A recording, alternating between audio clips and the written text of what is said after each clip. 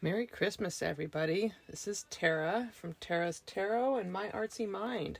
I'm going to do a little holiday Christmas reading this morning just because I'm going to try to do one every day between now and Saturday will be my last reading for the year, that Saturday. So let's just do, I got a different deck with me today. This is the Fairy Tarot. This is one I got last year. Beautiful imagery. And I think I'm going to do I always like to do a top card, bottom card.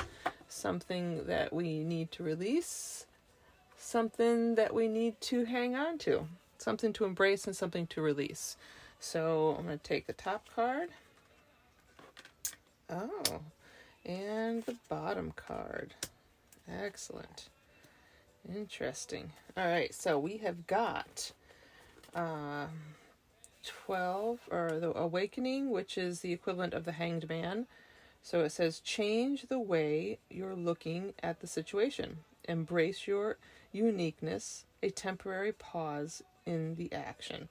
So interesting, this being the embrace something card, and it talks about embracing.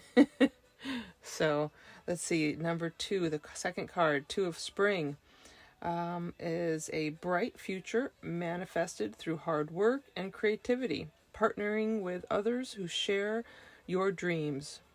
Great progress being made. So the 2 of Spring is like the 2 of Wands. It's fire.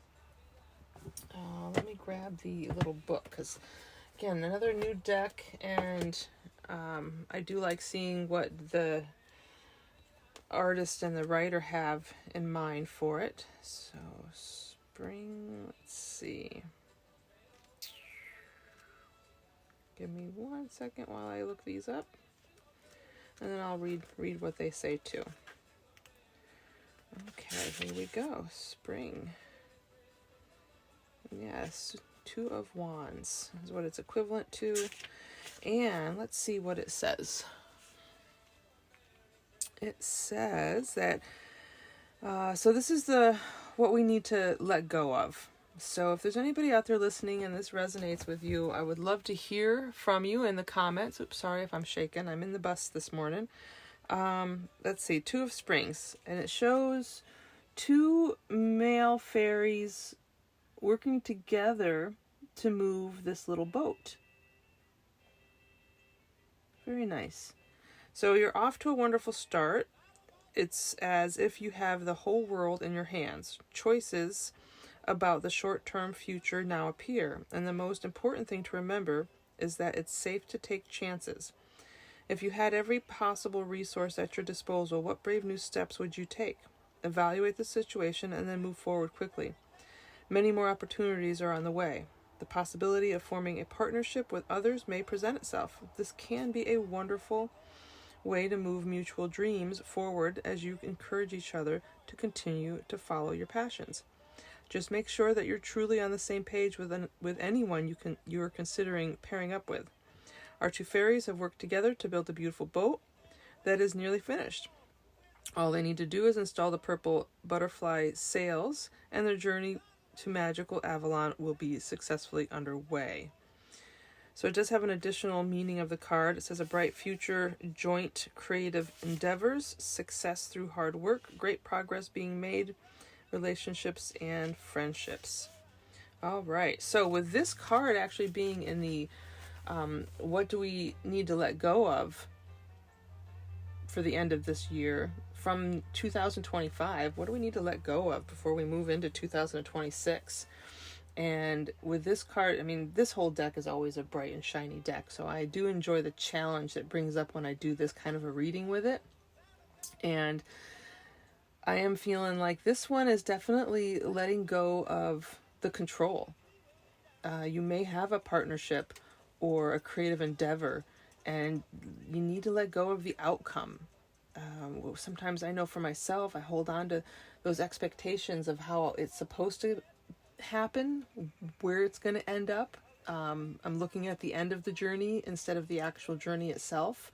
So with this reading, I'm going to say what needs to be let go of is a little bit of control on whatever current project or partnership that is going on. Do the work, definitely still do the work, but let go of the outcome and leave that in the hands of whatever you believe in, whether it's luck, whether it's God, whether it's Mama Earth. Excellent. All right, so let's look at what we're embracing. Awakening, which is again the Hanged Man, another beautiful male fairy with those beautiful blue wings. Wow, that's so pretty. And on the card it says, change the way you're looking at the situation, which is how I've always looked at the Hanged Man. Embrace your uniqueness and a temporary pause in the action. So let's see what this one has to say in the book for us, and then we'll go on to interpreting it. Let's see. 12. Here we go.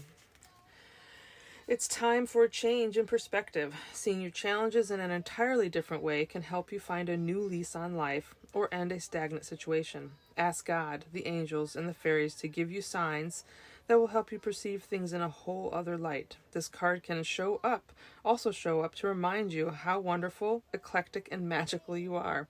When others value qualities within you that you may have labeled weird or unusual, you can come to see the incredible strength and potential that lies in being your unique self. This is a card of charity and kindness, as the fairies are willing to reach out and help you on your path. You are asked to do the same for those who may be in need. It's beautiful to extend aid and compassion to others. Remember, though, to keep a balance so that you don't fall into an unhealthy pattern of overgiving. The fairy on the card is upside down, giving him a whole new way of reflecting upon his situation.